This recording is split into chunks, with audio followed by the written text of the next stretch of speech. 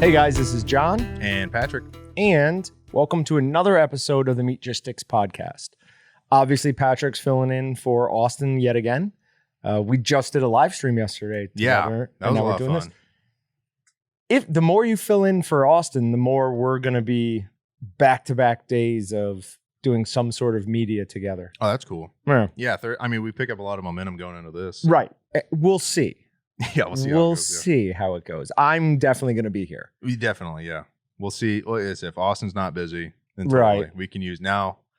Now it's like I'm a decent player on the show now, so now it's like you can just interchange us maybe. So you're a consistent fill-in. Contributing. Yeah, I'm not gonna give you like full-time. No, totally. Membership. But what's like a good? I don't know. Trying to think of like a guy that has a shot on or a spot on like a sitcom recurring character. I've got the perfect guy, but like no one's gonna get the reference. So I'm not gonna say it. All right, so we're gonna do a couple things today. First, I've got some of my latest batch of Walton's Bold Tender Jerky right here. Nice. And oh my God, is it good? I thought it was cow's tongue. It is. That's not gonna make them think that it's very appetizing. It looks really good. No, too late. So I've got some cow's tongue for whoever wants them. So when we check a problem with cow's tongue? I have a huge problem with cow's I've never tongue. had it. It's lingua. It's not. Kurt Carter actually makes a fairly good one, but a lot goes into it. You've got to boil it, peel the skin off, and then cook more of the meat. It's a whole process. Oh, I bet. And I don't feel like it's worth it. It couldn't be.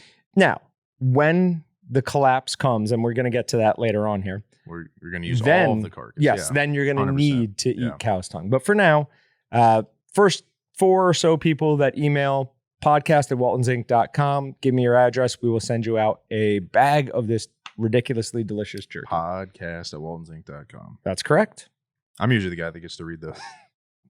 No. Not you. Yeah. Yeah, that's fair. Yeah, that's in fair. the morning. Not saying I'm the only guy. That's very fair. No, personalize it. You'll get more in that bag. That absolutely is true. Say something nice to me. Or mean. If they say something mean, I will be the one controlling how much goes out. You're the avid fisherman. I'm fishing for compliments. Please let me. All right. So we've got just some chicken tenders that we have absolutely covered, almost smothered in the Bloody Mary mix from Excalibur and just cooked in our toaster oven because I wanted something to chew on while we were doing this. Yeah, I've yet to try this. So let's see what we get. I've long said that this is a very good seasoning, misnamed. Immediately spicy. Really, really spicy. Immediately. Like, hot. Yeah. To the point where, is it because I put such a ridiculous amount on it? Yeah. Or has this seasoning always been this spicy? Or third, are we just becoming sissies? I mean, that's always possible. I don't know, man. The new guy, John, made brats last week that made almost everybody cry. And I was like, oh, I kind of like that. I thought it was pretty good. They were good. They were good. But they definitely had like a more instant heat immediately. Yes. Kind of subsides. I took a very small bite. Mm-hmm. You can feel the particles of everything. Awesome. What gives us this orange color? Is that like paprika or something? Or I think it's got to have tomato powder. Tomato powder, yeah. You could taste the celery. Mm-hmm. I always say this one gets a bad rep. It's a decent seller, but like I don't like Bloody Marys. Right. I love this seasoning. Yep. It's really, really good. You get, like I said, taste the celery of it. I mean, it develops too. It's not just one of those where you can gnaw on it all day and get the same flavor. It's just your initial bite's different from the finishing taste. And as you said, the heat goes away pretty quickly. Yeah. Pat next door said it kept going as he was eating, and I was just like, oh, so your initial bite heat is what's taking hold, and then just hopefully going away before you scream your mouth off. But yeah, no, it's not going to burn anyone's lips. No, don't let my problem with spicy foods fool you, because this is borderline perfect. It's not ghost pepper. It's not hot pepper. It's like it's right in the middle of those. Some good heat to it. Yeah. But if you're spicy adverse, you won't like this. That's what I was trying to say. Yes. If you don't like spiciness, this is not the seasoning for you.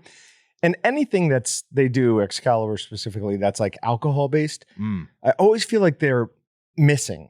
Like this, there's a better name for this out here. Because when I think of a Bloody Mary, the number one thing I think of tasting is vodka. Yeah. And then after that is some tomato and maybe a little bit of celery. But this just tastes like tomato powder and red pepper, maybe? You mean like Tabasco-y? Tabasco-y. That's fair. Maybe. Yeah. Yeah. Now, anyways, yeah. I probably make my Bloody Marys just way too strong. That's probably what. Because I've never correctly poured a drink ever. I've always been like, whatever, more Get than the one this. with the cap where you go upside down. Well, okay. First. Don't you have a story with this? I do have a story on this. A year ago, I was already 40, so it's not that long ago. I have a friend who's big, like 6-something fireman, like he's huge dude. So his wife made him get one of those like AccuPour tops where every time you pour it, it's a full ounce that comes out. So he was knowing exactly how much he was putting into his drinks. Smart. And so he brought over a bottle of Tito's one night, and he and I were drinking Tito's and Monsters. And I didn't understand that if you don't hold it vertical, it doesn't measure it out. So I was paying zero attention when I was making my drinks. I was holding like this. So we have no idea how strong they were. I completely blacked out. Oh, wow. Woke up, like my wife, I slept on the floor in the main room. I vaguely remember my wife coming in from letting the dogs out and walking them. I then was convinced she did it wrong. So I took them back out, lost one of the dogs. You don't know what you're doing. Oh, God, not even a clue. And then woke up next morning feeling like $1 million. American Werewolf in It's London. one of those weird ones where you just have no hangover.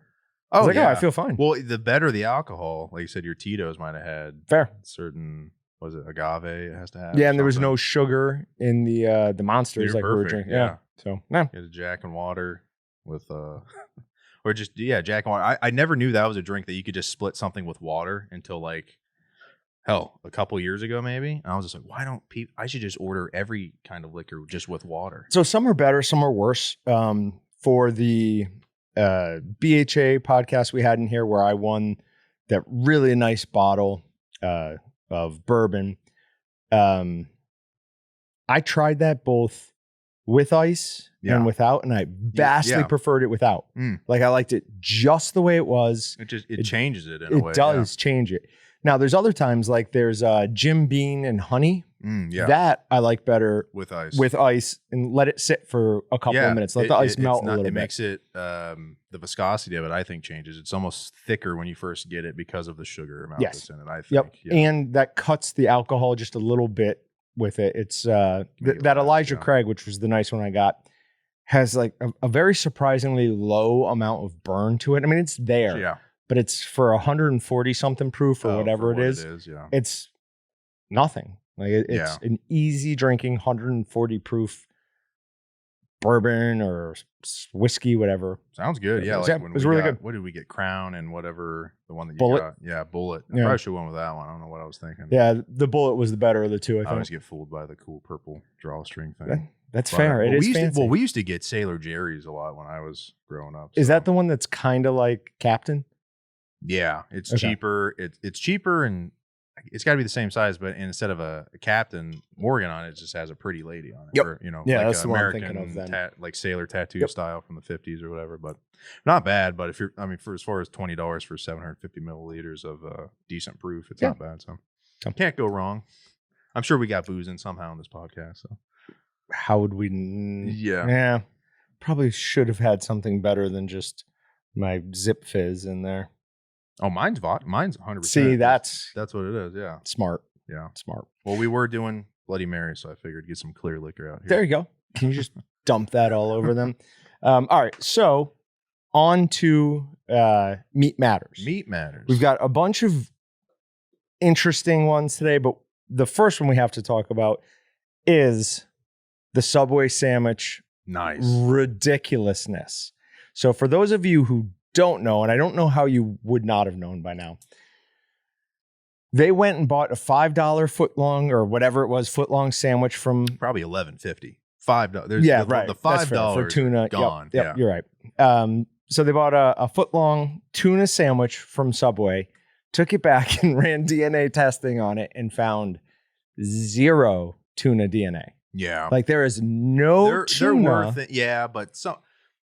I want to believe that. That sounds like the funnest story ever. Sure. I'm not even a tuna guy, so I'm just sitting over here laughing like Because I used to eat chicken everywhere. It's like a McDonald's. They used to have gray chicken nuggets, and all of a sudden they came out. They're like, "We're going to go 100% white meat," and I was like, "What have we been eating the whole time then?" So it reminds me of that. But yeah, I'm not a tuna guy. But to come to the aid of the of Subway a little bit, this company or other people have done studies on the same stuff and actually found fish and tuna DNA in it, and they mentioned that in the article. But it's the headline is worth a million words, right, or whatever. But on this test, yes, there was no tuna DNA. Yeah, that specific one, there was not. Then what is it? You've got me. It says it's it's been altered so much that they just couldn't potentially find it. There could be some ingredients in there counteracting with it, maybe. I don't know. I don't know the science of how you would even find out the fact that it's fish in the first place. So. Well, this will tie into something we're going to talk about a little bit later. But this, in my opinion, is yet another reason that people really should be paying attention to what they eat and controlling more of what they eat. Stop going to fast food restaurants and relying on them. It's cheap. Is it though? Is it cheap anymore? Do you remember Wendy's? Great point. Do you remember Wendy's dollar menu? Oh, yeah. That was cheap. That was a great way to get plenty of food for $5. Yeah. You get 5 Wendy's Junior Bacon Cheeseburgers. For a week on accident. Like, you're not going to starve. It was perfect. Yeah, you're not going to Now, there is no more dollar menu. If there is, it's like a soda and a fry. You get tricked into like the new sandwich, and I go, oh, I just want that. It was like, but I want a drink. Oh, it's cheaper to get it in the value meal. And before you know it, oh, what size? Oh, medium, because the size they put on there is only a small on that price. And they go, oh, let me get a medium. And they go, okay, that'll be $9 something. I go, it says $6.40 on your menu. So I'm always the guy going, I'm leaving drive-thrus just because I'm spiteful. And going to another place that's a couple bucks cheaper. So, but yeah, I mean, I don't like it. So no, but yeah, pay attention to what you eat. Make your meals yourself. You'll save money. You'll know what you're eating. You'll feel better. Are you still on that? Yes. Your diet, you're making your own. Yeah. Only eating things How many days that I'm have you making. been on that now? Well, we had a couple of days in the middle there where the entire time I went up to Kansas City to have Brutus have his knee surgery. We ate lunch out twice. And then since we were going up there to stay with my sister, my wife baked these amazing cookies and this awesome cake. Then somebody here did something really nice for her company. So she cooked amazing cookies for them. So I had to have, so there was some badness. Cheat week is what it sounds like. Yeah. Cheat week. But we're like a month in. I went from 201, I think, down to like 180, 189. Well, you mentioned you went when you went out of town and you ate lunch. What do you just pick out anywhere? Or do you pick a very specific place that you both like, or it's a little bit more healthy? Just like whatever's there. We got sandwiches from a place called Pork Bellies, I think. They were good. Interesting. They were good. Sounds good. I had Italian with all sorts of like hot, spicy ham on it. It was good. Last question about your personalized diet. Do you like eating the same thing every day? I would feel like it's hard to like get enough complex, different good things for you. And I would get tired of eating the same thing every day. So it depends. Like when I have the most success, 100% I eat the same thing every day. I'll have eggs, that fake fish, and some sort of either chicken or steak for dinner. Yeah. Like when I do my best, that is what I'm eating. I get to a point after like a week of eating that where I don't even want other food. Yeah. Like that's all I want to eat. I like it. And then inevitably something happens and I'm pulled out of my regular schedule and I start eating other things and that craving just grows right back in me.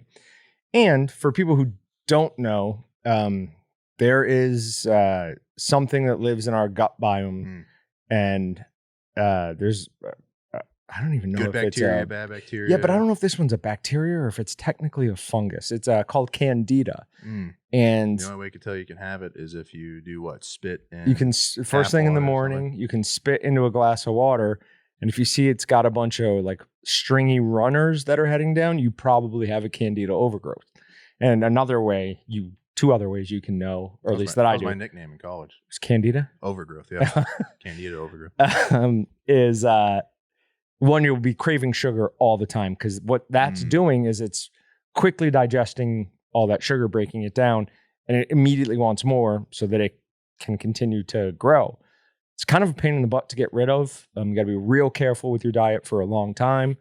But it's totally worth doing because you'll feel way better when you don't have that going on. And then the other way for me is I get super bad dandruff when I have it. Like, and I'll even really? You could just tell. Oh yeah. I'll even get dry skin like on my nose. Sure. And if I see that at all, I'm like, too much sugar, got to cut it back. And then like less than a week after doing that, my dandruff will clean up.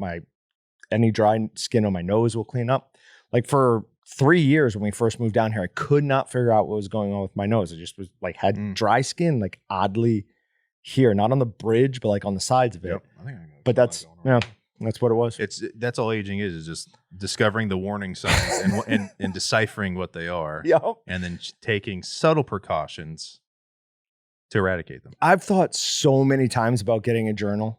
Oh yeah. And like at the end of the night as I'm going to bed, because I lay in bed doing nothing, stupid things on my phone for like 20 minutes before I fall asleep. Like how much better could my life conceivably be if I wrote down what I did that day and like how I felt, what I ate. So then like I should rate the back. Day. Yeah. Then you could be like, hey, I was feeling really good this day. What did I do these few days before? Yeah. Instead, I play stupid games and blue light. Yeah, you should. Complete use in getting a journal. I remember my brother, his TV went out like a decade ago. Yeah. Maybe even longer. You know, I'm one of those guys that's like a decade ago. Who knows how long it goes. Yep. And his TV went out. Instead of getting even a new TV, he's just like, I'll just start reading books before I go to bed. That's awesome. I go, what the hell, dude? He's already trying to make me look bad. He was dieting at the time. And I go, now he's going to start reading. And I go, okay, cool. Let's clear up your bad acne too. What you got? I sleep a lot better when I read, like, and it has to be an actual book, unfortunately. I've tried reading on my phone and my Kindle. It's not the same. It's like the blue light. I've tried the blue light glasses. It just doesn't work. I don't know. It didn't seem to help. You need the old world feel. You should read next to a candle as well. You might. That is what it is. That is what it is. But no, I always sleep better if I've been reading a book. But whatever. Modern life is so busy that take entertainment wherever we can get it. Oh yeah, that's right. I got to sleep. And I just unplug. And you're out. Yeah. I mean, I am one of those. I can fall asleep real easy. If I can't, it's a long night. And I'll just stay up. I've learned to just go not fight it. I'll just be up for a couple more hours. 90% of the time when I can't fall asleep quickly, it's my shoulders. Like I try to sleep with my side and I'll get really bad aches like in my shoulders, like almost on my shoulder blade. And I'll have to just like spend 2 hours flipping back and forth every 5 minutes, not falling asleep. I hate it. Yeah. It drives me absolutely. My wife does not love it either. Oh, yeah, I can imagine. Yeah. What are you going to do? All right. So that was the Subway tuna story. We kind of rambled there. Huge surprise. Well, yeah, but still, it's like, I don't know what the hell the protein could be. They're still going to sell. The people that buy that sandwich are not going to go. They're not going to care. Yeah, they don't care. They're buying a tuna sandwich from Subway. Yep. So. Yeah. They're definitely not going to care. And one other thing I do want to point out is that study was done by the New York Times. I've brought it up a few times on the show. There is something called the Gell-Mann amnesia effect. And it's where I read something in the New York Times. I go, that's not true because I know about it. And then I turn the page and I read this study and I go, oh, that's interesting. Forgetting that the same paper was just lying to me a page before. Oh, wow. So now I've flipped the page. Why am I trusting this? It's called the what effect? The Gell-Mann amnesia effect. Dude, that's the new name of my band. So look out for us. We're Torn Vans Warped Tour. It is. It's interestingly named. The guy who named it that just because he thought it would make it sound more important, like that's literally why he did it. Anyways, so who's Gell-Mann? Nobody. So that's it's Gell-Mann. I think it's spelled Gell-Mann, but it's Gell-Mann amnesia effect. Sounds cool. I've never heard of that. Yeah, interesting. It's one of those weird things. One of those Schrodinger's cat. Yes, very good. All right, so. Oh, that's what I think. I think I had a note that said Schrodinger's tuna because it's like it's simultaneously tuna. Is it tuna or isn't it tuna at the same time? That's interesting. Yeah, that's the episode title. Schrodinger's tuna. That'll work. It works. How many people do you think are going to not either A, be able to read Schrodinger? Oh, sure they can. Or B, have no idea what it's in reference to. So the reference they might not get. Quickly explain it. SCHRO, they know that's Schro, and then Dinger, they know Dinger. Okay. From hitting dingers. Dingers, sure. Schrodinger's. Do you want to quickly explain Schrodinger's cat? You want me to? Oh, you can. Okay. I thought if you don't get it, you might not. So Schrodinger's cat is simple. experiment. There's a box. Inside it is a cat. That cat can be both alive and dead at the same point until you open the box to see whether it's alive or dead. Well, because he put something in there that could potentially harm the cat. No, I thought, and then left it in there for a certain amount of time. Well, there's a couple different iterations, I believe. But it's the actual knowledge of seeing whether the cat's alive or dead that makes it alive or dead. Definitely. Until then, it's ambiguous. It could be either. So you had the same problem with object permanence, right? Yeah. So this is where John, he's explained it to me where when he was younger, he was probably just being defiant and difficult, where like if I left the room right now, I might not even exist because he can't see me. Listen, he's not wrong, but as far as like free will and what, I mean, but you can argue and argue the opposite for like the fact that like everything else that's happening in this building is either not happening or 100% happening. Yeah, I'm not going to dive into it, but I didn't like school because I don't like being told things. Sure. I need to be able to see it for myself, experience it for myself. Like I need something there to actually Well, no one can learn it for you. Yeah, it's like you want to put it in not simplest terms that you understand, but something that you can stand by and go 100%. Yes, I see that. And, high school teachers, I mean, I went to a fairly good high school, but they're so done with kids most of the times anyways. Nonsense, So as soon as I started pushing back, they're like, no, that's just the way it is. I'm like, well, no, it's not. Yeah. And then like, that's what you think it is. That's what this book says it is, but that's not necessarily the way it is. Yeah. So yeah, they made me go see the school therapist over that. You're probably just like, you know what? I probably should have just.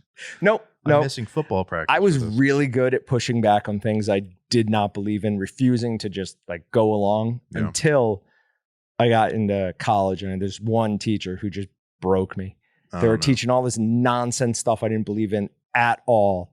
Like that version of political correctness back in the day. Mm-hmm. And so finally, she pulled me aside with her teacher's assistant and she's like, listen, I don't think you're getting anything out of this class. You're disrupting everyone else. So we'll just not have you be in here. I was like, sweet. Awesome. It like, worked. Perfect. She's like, and then you can retake it. And I was like, I'm not retaking it. Yeah. All right, I'll just shut up. I won't say anything. I'm not going through this again. So that kind of. You had to bury your own, like, I mean, I get it, but. Yeah. Yeah, it was terrible. If you were the only kind of person in that class, I could see how that would be. Just like, okay, here's this guy again. But yeah, they should let you have your opinion. I was always that kid in class. I was in some classes where there was older individuals taking it. They're auditing a class or whatever. And I think that's awesome. If you're, older individual, if you have an interest, whether you're getting credit for it or not, and want to take it. But my problem with it is the technology nowadays was running 1,000,000 miles a minute. And then they were couldn't keep up. Not that, it was just they were disrupting on like just very layman's questions, like, and I get it. And then by week 2 or 3, you see that they're not there. Unfortunately so, but it's just it sucks because you want to include everyone. I think you could, if I'm in a college class and someone next to me is like 50, 60 years old, I think you could just maybe accidentally learn a lot, and not only from maybe subject matter, but just how they handle themselves in environments and just different perspective. For sure. Yep. Very important to try to see how other people view the world. Oh, yeah. Except vegans. We don't want that. No, we're fine with vegans. What? We're fine with vegans. I like vegans. All right. In meat matters. In my salad. Kind of. All right. So there is an article that is the first wave of small plant renaissance coming online. And what this is basically is it's a part of the CARES Act. And it is giving grants and loans to places that want to open meat plants or expand meat plants. It looks like it's more about expansion than opening new ones in smaller towns and smaller cities to help firm up their food supply chain. It's an awesome thing. This is absolutely the upside of the CARES Act. There's no question. However, I'm not going to talk about the CARES Act without bringing up the downsides of them. And it is $500 billion going to large corporations, $4 trillion. Do you know what fractional reserve banking is? Oh, of course. Yeah, that was my middle name. No. So for fractional reserve banking, look it up. It's a really disturbing practice where a bank only has to have 10% of what they loan out. So if we give a bank $4 billion, they can loan out $400 billion. So it is not a good thing for our economy. 30% of $350 billion that was supposed to go to small businesses actually did. The other 70% still went to large corporations. And the big one for me, though, is the fractional reserve banking. Yeah. It's just pumping. We wonder why the price on everything is going up. I think I told this story quickly on one of the live streams, but my wife and I very rarely get a chance to go like food shopping or anything shopping together. We hadn't done it in years because she's been going for her MBA, so she's been busy, literally nonstop.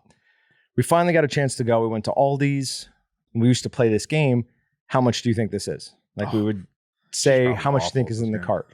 No, she used to be awesome at it because she'll look at prices and just add things up in her head. Oh, okay. I'm not. I can't do that. I'm like 7 plus 6. Okay, I've already lost it. It's not going to work. But so we get up there. I'm like, how much do you think? And she's like, $75. And I laughed out loud. I'm like, have you not been listening to me at all when I've told you how much the price of food is going up? I'm like, that's at least $150. And she thought it was crazy. She's like, not a chance. She's like, we're at Aldi's. I was like, okay. Check out. It's $158. Dude, I only ever get like cereal stuff and sandwich stuff and the stuff I know I'm going to eat. And if it's in the freezer, it's either stuff I'm like burritos or like cheap stuff. I got stuff just for like 4 days, if that. It was, I mean, like you said, the $60, the $70 range, like on accident. You just creep into it. It's disgusting. And you're just you. I'm just me. Yep. Yeah, I'm just me. Yeah, like I said, I'm not planning out dinners like an adult should, like grabbing a protein and then veggies. I'm like I said, cereal, or if my girlfriend Basic makes me stuff. food, then I'm just like, yeah, I'll eat that. Cool, but I'm broke too, just buying food. So it's nuts, man. Yep. And then this is kind of good news in some ways, at least. The Colorado court has rejected their livestock slaughter ballot measure.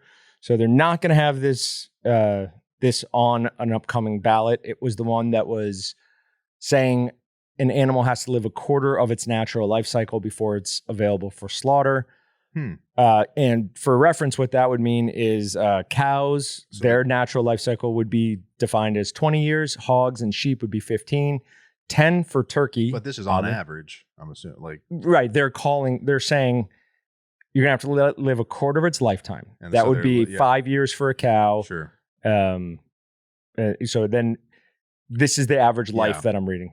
10 years for a turkey, 8 for chicken, and 6 for duck and rabbits. Anyways, the downside to that is that the law was also going to expand the definition of sexual act with an animal. Jesus. So who knows what they're doing out in Colorado? Yeah, but what I think they were actually going for there, and I'm not sure of this, so there might have been a gray area in the law or something with words sometimes when they rechange stuff. But anyways, I'll let you so I'm hoping that that's what they were going for, and they were trying to make it sure so sickos couldn't do things. But I think what they were aiming at was artificial insemination. Oh yeah, that's right. I remember you not griping, but bringing this up.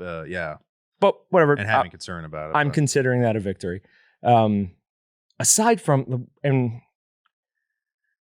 we've talked about this a few times, the whole veal thing really.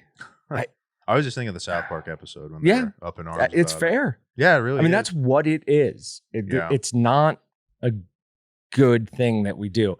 Is veal tasty? Oh my God. It's so tender. You can cut it with a fork. It's amazing. I've never had it. Sounds rad. Ever? Ever. Remember, I've never had lobster in upstate New York, years ago. Or in New York, I think veal is like a fairly big thing in Italian restaurants. Yeah. And I ate a lot of those growing up. I always hear about it in every Martin Scorsese movie. Yeah, so, there you go. Yeah, exactly. Veal. But take that in other countries, like what's Indiana Jones movie? They're eating monkey brains and stuff. So it's just like there's weird practices in all walks of life. But I guess the first world, we're just like, I guess we probably shouldn't slaughter baby calf like that. And then you've got in like some areas of Korea, they eat dog. Totally. So I mean, everybody does different things, but we don't necessarily need to look at what other cultures are doing. I'm a big believer in focus on ourselves. Sure. Fix the things that we're doing wrong before we try to moralize to them. That's a weird one because like veal tastes great and like it's a baby cow, but we're already slaughtering cows on their own. It's a tough thing to like eradicate all at once or say it's 100% awesome and a great thing. So it's just like, what's the best case scenario for that? So if it was just baby cows, Yeah, I'd be okay with it. Like I'd be like, that is a food animal. Sure. You can That's the whole harvest reason it it's bred. It's not like we're capturing them and then putting them. But right. So if it was just that, I'd be fine with it. But they really restrict that animal's movement at all to keep the muscles nice and tender. So they don't have a normal like run around eating stuff, even limited life. So I don't know. At that point, yeah. That's they what just makes grow the meat in the lab. We'll talk about that. But it's not the harvesting at an age that I have a problem with. It's the lifestyle that they restrict that animal to before it's harvested. Sure, it's a harsh reality, but yeah, it's hard to not look at anything that's a toddler. Yep. And then just go for sure. You know what? Beef is down 8% in freezers month over month. So there's less beef right now in the food supply chain. When you read that, I was just like, how do you know what's in my freezer? And interesting, and I don't think these are related, but Argentina is going to limit exports through the year end. So Argentina is going through something, right? I don't know what you know, but Argentina is a large exporter of beef. Their beef prices have gone up worse than ours have. They're up 65% cost on like most cuts. So they're restricting certain amount of certain cuts that can be exported, trying to keep that within their country. More supply, drive down price. So I have no idea if that has something to do with it, but if we're not able to get that beef in to supplement what we have here, that might be continuing to drive up the prices. We were talking about last week with like the big players in the cattle game. Who would have thought Argentina? I mean, primo location as far as like right on the coast and all that stuff. Like for sure. But yeah, it's one of those like New Zealand and stuff. I guess just luscious, rich lands, and they just have awesome. Domesticated, What we need to do at some point is bring in a steak from interesting Australia, New Zealand, U.S., Japan, and what won? Finland? Yeah, Finland. And one from, but that Finland one's going to be grass fed, so I don't care about it. Okay, so then maybe they all have to have that control of not being grass fed. We'll get a Kobe from Japan. Yeah. We'll get a Wagyu from here. We'll get whatever Australia's best cut is, and we'll cook them all. We should dive into that. Just really the differences in them, the definitions, where it came from, the history of them. The hardest one, though, there's a specific way you're supposed to cook Kobe that is different from other. Have you ever seen a Kobe beef? I think so. Is that the Japanese one? Yeah. Yeah, it's like the super fat marbling. Yeah, like it's all throughout. Big time. So you're supposed to cook that differently than everything else. I think I brought it up with a guy sliced it real thin, and then so that's a different way that they cook it in restaurants. Okay, this is like a whole way of breaking down a cut. So you use. Like, I've never seen that. Yeah, that could be interesting. I don't know that I feel like spending $100 on trying to figure something out for the first time. Once you get the whole, how much would the whole cow cost? Do you think there's a whole bootleg market? You think there's a fake Wagyu and all that stuff like that? There is, right? I think I remember hearing about that. There's an enormous problem with food fraud. Well, I know with the stamping and stuff like that, right? But I'm sure it would probably have to have that process. But like Parmesan cheese often has other things in it. Yeah. Olive oil, truffle. Basically, anything that comes out of Italy. Yeah. Like 25% of it's real. The rest is controlled by the mob and totally. That's what I'm saying. There might just be like throw some cardboard in there. Certain city, a restaurant owner wants his chef to have the best stuff. And I know an underground guy, and then they have a great deal on meat. But for sure, guess what? It's not the meat they think it is. They sell it at a premium. And it happens. It probably happens all the time with booze for sure. I would imagine. Mexico, people are always dropping dead when they're taking these booze from the resorts. Yeah. Recently, I was reading something a few weeks ago that happened. So what's to say that in 20 years from now you don't eat, like I said, with that falsely stamped stuff? What if it's actually way worse for you? What is the movie? Die at a resort eating fake meat. I'm trying to think of the movie where they're talking about somebody has like real butter, and everyone's freaking out. They're like, "Where did you get that?" So who knows? It could be that could be something that's coming. But yeah, we should dive into different cuts of steak and all that. from different for different regions, countries, different that could be interesting. Put a little flag in each one of them. So that actually sounds perfect. Flag. Yeah, there's your thumbnail right there. It really is. Yeah, steaks with the flags in them. Hog industry or hog inventories are up 1% over last month, but still down 2% from last year. Through this entire thing, hog has really just stayed perfectly strong. I mean, I don't know if you remember, but when we were starting to get into the real heavy period of COVID, Austin and I were talking a lot about how basically they were killing off hogs and just dumping them. Like nobody was even processing because they couldn't get them processed anywhere. You can't leave a hog much past its date of when it's supposed to be slaughtered. Sure. It loses tons of the quality. So they were literally just killing them and dumping them. Oh, that's too bad. But they've recovered from that. They've done an awesome job. So a big thank you to all the hog farmers out there. You guys have obviously probably worked around the clock to keep all of us in pork butts and bacon. Awesome. Price of bacon has gone up 19% though. That's a good percentage. That's crazy. That's crazy. Good That's a fifth. But what about turkey bacon? Who cares? We don't want cares about that. But think about that. Bacon's gone up a fifth in price, but we probably haven't even noticed because bacon's been so cheap for so long. Oh, that's a good point. I mean, bacon's one of those super inexpensive. Like everything at the grocery store, there's like the one that my mom got, and then there's like, I go, this one's $6. I go, why have we never gotten the $6? Oh, you answer it yourself. But because it's ridiculous. But yeah, I mean, what kind of bacon you guys get at your house? Usually just black label. Thick cut black. Yeah. I don't even know what that is. Oh, it's just cheap. That sounds underground. No. Black Once label. You go there, it says black label.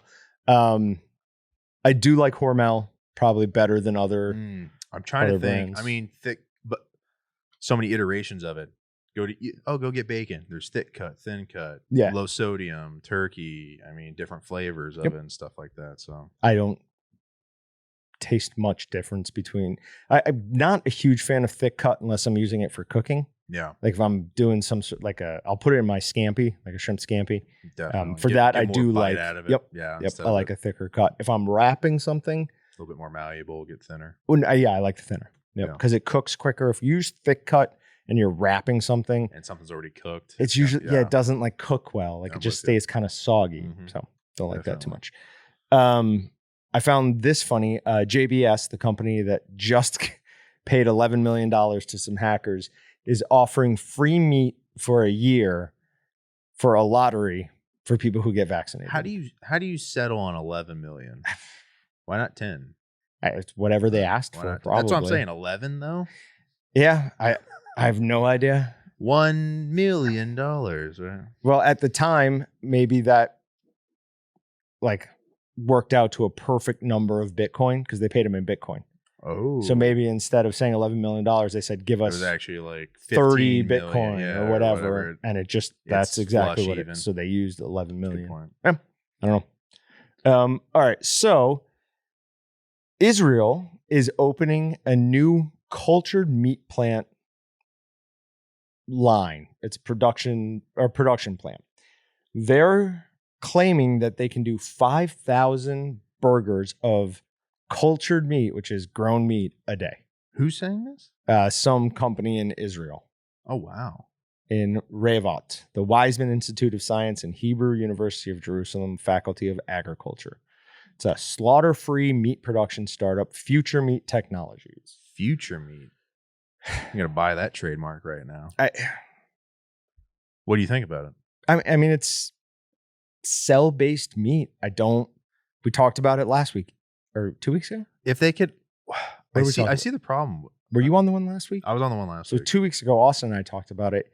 This is worse for the environment than farm-raised beef. But what about the industry as a whole, though? Wouldn't that, like, people who raise cattle and stuff, they'd just be completely wiped out? Gone. I think that's a bigger detriment. Sure. In general. But that's part of what I'm bringing up when I say it's worse for the environment. Oh, okay. You include the raising of it in that. Yes. Like even, cow farts.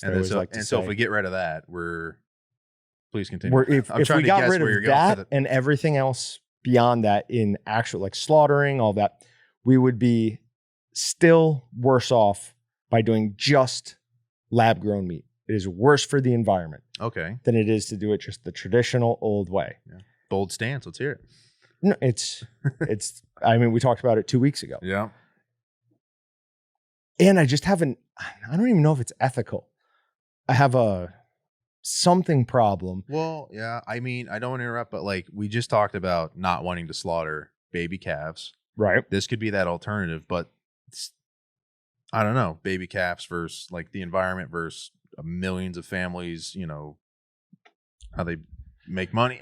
So you're saying stop the veal industry. It's only, I'm not making any claims. I'm asking a million questions, but the meat grown in a lab, I'm with you.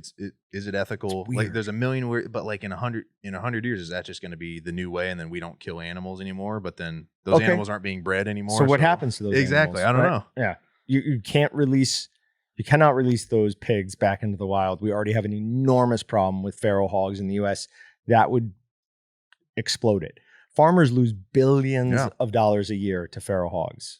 If we just released all the pigs on a farm. I'm just trying to find we have, like, it's happening. Like if meat's being grown in a lab and it's going to be, you know, out there for people to meet, as it already is, like Beyond Meat and stuff like that. So it's just like, is that not different? Yeah. Okay. But I don't know. It super, like, is it a broad, like in 100, 200 years, is it a super awesome positive, or is it a super negative at this point? Or is it like a million other things and it's a fad and it's gone? That's what I agree. I mean, things like this have happened before where people say, this is the new way, we will do everything like this. And then it just they could never just find out on. that like it might not be a suitable, you know, source of protein, or we're gonna be guinea pigs for it for a little bit. I mean, no matter what it is. Not me. I'm definitely not me, but they're really gonna find out, oh, that didn't work for us, or you never know. It could be the first step of the next 100 years of a new form of agriculture. So it could be. Still don't think. Who knows? Still don't think it's going to fully catch on. And we said it'll need a lot of start. It will need a lot of people to move out of the way and a lot of money that's already in place. And I just don't see that happening. Nope. And they'd have to make ridiculous leaps forward in technology to make it cost effective. Yeah, that ridiculous. And it takes so much power to run these plants. That's where the real downside to the environment comes from. It's not from what they're actually doing at the lab. It's the amount of power that it takes to run that lab. What they're doing. It's an insane amount. And then how long? We don't even know the process is, how long, like what their yield is for what their time is, and we don't know any of that. None of that's public at this point, or at least nothing that I looked into. I was going to say nothing I could find, but I was like, don't say that because you never looked. You never looked. There's a Butcher Block Act that's getting voted on. It's going to offer loans to processors who want to expand, which is awesome. It's great. It's similar to what we were talking about earlier with what the CARES Act has been doing. But this is also going to offer processors loans and grants, probably more grants, for employee education. Oh, cool. And to take smaller plants and help them get USDA inspected. So to get USDA inspected, one of the things you have to come up with is a HACCP plan. And that can be very difficult. Basically, it's this is really broad terms. It's showing that your processes are safe and repeatable. So it can be a really difficult thing depending on the products you make. But that's a cool thing. If I got to give my taxes to something, that's what I'd want it to go to. That'd be cool, and just select that box. Why isn't that a thing? Favoritism. Just say, I want my taxes to go to school, police. It's weird saying out loud that it wouldn't be fair, but yeah. Like you just have, you have an app that every year you fill out your taxes, you get to select, and certain things are a minimum. Like, no matter what, you have to give 3% but you don't care about that. Military, right? You can, it's a sliding scale. But the ones that you could pick, why not? Yeah.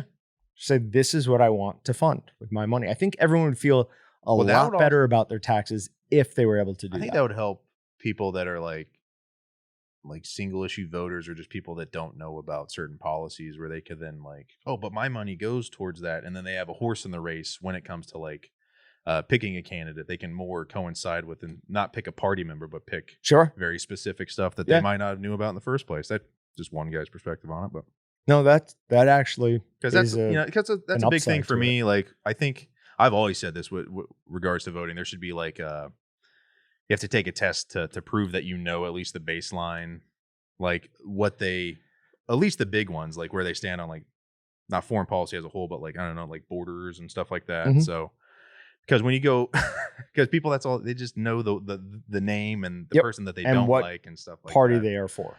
But yeah, that could be, I don't know. Do you know what novelty in that? Do you know about literacy tests? Sure.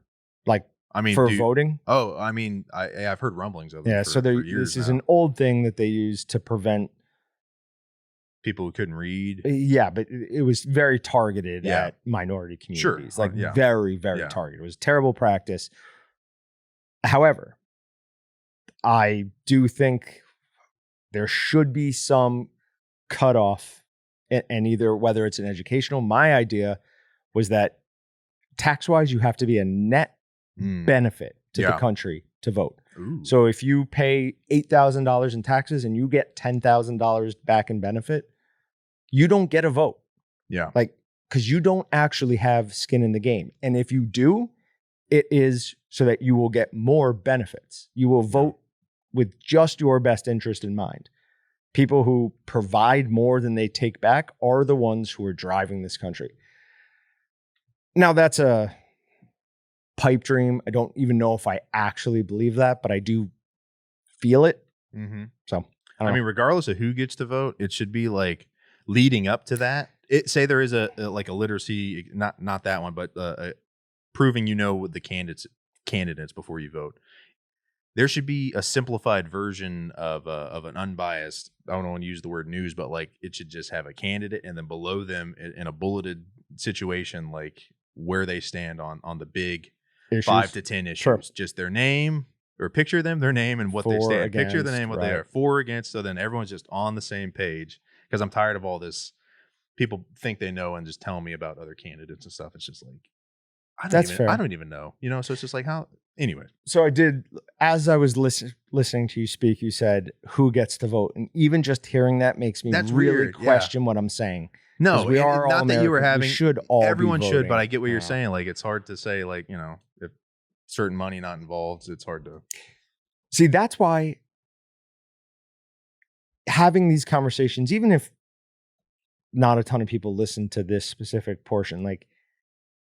The ability to talk things out reasonably, state your position, hear somebody, not even argue back because you weren't arguing back. You were just elaborating or adding your thoughts to it, made me rethink my position on it. That's why, part of the reason why free speech is so important. So we can talk these things out, because sometimes you say something and then you hear it said in a different way. You're like, oh no, I don't like that. Oh, sure. I don't, that didn't make me feel good. Yeah, or how it's perceived. And it's like, well, I don't want it to be sounding like that. Right. Yeah, but it's important. Semantics get often caught and become the giant thing people argue about instead of the actual subject. Yep. I'm with you on that one. Yeah, we love fighting for some reason. Oh yeah, it's ridiculous. This is why I stay off social media. Oh yeah, people have always liked fighting. It's just now there's an audience. I don't know. There's always an audience now. So I feel like their pride gets in the way a lot. And they want to score points. Oh yeah, it's like, all about keeping I got him. Yeah, and then running away and not hearing the rebuttal. Yep. Oh, of course. Of course. All right, so last news story we have for the day. They are in North Carolina. They are trying to speed up a bill to allow hog waste permitting. What is hog waste permitting, you might ask? They are going to basically put covers over their waste lagoons, trap that gas, and use it and sell it as natural gas. Ooh. So great, except for it brings us one stage closer to the wasteland world of Mad Max, because Thunderdome was run on pig poop. Oh, yeah. So that's a good point. How close exactly are we to that? I don't know. Which one though? Mad Max or Beyond Thunderdome? Like, what do you mean? They're both like the same world. I know, but which one specifically? But I mean, that sounds interesting. Did you find one scarier than the other? Like more horrifying? No, I always, every time it's to a vote of like which movie's the best, I always just go for the first one. I think usually coincide with. You're saying not necessarily in the Mad Max world. You're saying just in general. Kind of. I mean, Okay. I don't want to say that as an outlet because Terminator 2 is better. Terminator 2 is better. Terminator was amazing, but Terminator 2 is better. Everyone argues is better. Is not better. I like Godfather 1. Godfather 1 is absolutely. I'd kill you. I have a very long. Hey, Sofia Coppola came out of that. I could get this most of the way through. Andy the chest. Garcia. That's his only decent role. I think. Controversial statement. What others are better? He was pretty good in the Ocean's movies. Oh, okay. Yeah. Good point. He was old by then. He was old, but whatever. Yeah, I don't know. The hog thing for gas. Well, you did say Waste Lagoon, so I thought that was pretty heavy metal. That's going to be the new single off the record. So I had no idea, but like people who don't live on like in suburbs or near regular utilities have waste lagoons. Like anyone who has a septic system has a waste lagoon. Oh, that's what like when you drive out past a farm and you see like a little pond near their house, that's a waste lagoon. Shut up. Yeah, I know, right? I used to think, oh man, do the cattle just drink? That's what I would think. Bathe? Yeah. So next time if I see something in there, I'm just like, that's not supposed to be. Get out of there. That's a waste lagoon. Now we should also. This is my understanding of how that system works. I could be wrong. But I don't think that's a good mantra for like our office next door. We often like state claims and we go, no. But I want you to know that I might not know what I'm talking about. This is what I've heard or what I've always thought. I have nothing to back. Well, it's just like I want to talk. You guys want to hear my ideas? I'm talking. We might need to rename this if you're on it more. Just two guys talking. Yeah. Because like I said, we can name it the Danger Zone. I feel like so that way it's kind of it's meat related two ways. But you also might be in danger if you listen to us. Yeah. Well, it's definitely. Oh no! When Austin's not here, it's a touch more opinionated. But we often we'll make eye contact and go like, oh, let's reel back a little bit, just a touch. But I mean, we'll probably tell you things like, yes, you could absolutely run past this area before I throw this knife. You will definitely make it. But I love it. I love how all these like tangents still came rooted from a meat story. So yeah, it's not like we got super off topic. Yeah, we didn't get here from some super weird place. No, totally not. All right. So last thing. I got, and by the time this is released, they'll already be out there. But for anyone who's listening to this and hasn't been to waltonsinc.com recently, our vacuum sealers are arriving on Monday. So cool. That is amazing news. We are going to do a ton of stuff with those. We talked about it. We will probably, if we'll get them in, we'll bring them in here. I will probably have to work this weekend to clear Monday for this, but that's how many different ones are we getting? Do we know, or it's kind of up in the air? No, we should. It's depending on what's in this shipment, but we should have 3. Okay, we should have a chambered thing, which is that one over there, which I've been using exclusively. We should have the high end of the chamberless machines, and we should have the medium. I don't think. Did we name those yet? Not fully. Okay. I don't think the lower end one is coming, and it's not even lower end. Just of the 3, there's a good argument for that one ending up being my favorite. Oh, okay. Because that's the it has the handle one, which you can get a little bit more. Love that thing. Yeah. Well, it's not even that. It tells you when it's locked. It's like, you close that handle and it locks it. So you can't lock it without closing the handle, and you can't close the handle without locking it. Okay. So you're 100% sure you're good to go. In, yeah. But we'll have a ton of stuff in here. I'm planning on doing the price breaks and then figuring out how quickly you can make up the cost difference between the chamberless and the chambered ones by the chambered vac bags being so much less expensive than the chamberless ones. So that should be fun. We'll do that. Yeah, we're gonna do that on Monday. Product reviews. Yep. By the time you've listened to this, we already did that, and it was either a huge success or a huge failure. Yeah, we usually have a couple of these in the can. So if we're recording this today, this one will get released either in 2 or 3 weeks. I'm not sure. It can't be 3 weeks. It's got to be 2 weeks. 2 weeks? Well, then you heard it. 2 weeks. 2 weeks. Awesome. Cool. All right, guys. If you're listening on YouTube or watching, remember to like, comment, subscribe. If you're listening on podcast, please leave a review. It really does help. Yep. Thanks, guys. Bye. Thanks for checking out the Meatgistics podcast. To shop everything but the meat, head on over to waltonsinc.com. And to get your meat processing questions answered by experts and enthusiasts alike, head on over to our online community at meatgistics.com. Walton's, everything but the meat.